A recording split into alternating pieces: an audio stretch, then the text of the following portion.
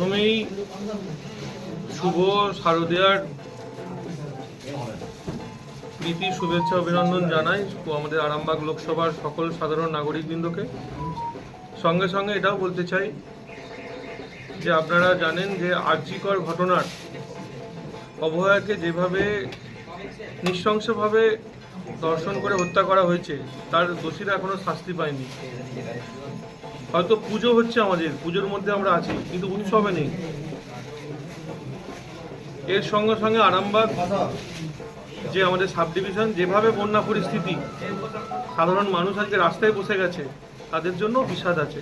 এত সব কিছুর মাঝখানেও আমরা আসন্ন যে আমাদের যে পুজোর মধ্যে আমরা ঢুকে গেছি শারদীয়া, সেই উপলক্ষে সবাইকে প্রীতি শুভেচ্ছা অভিনন্দন জানাই।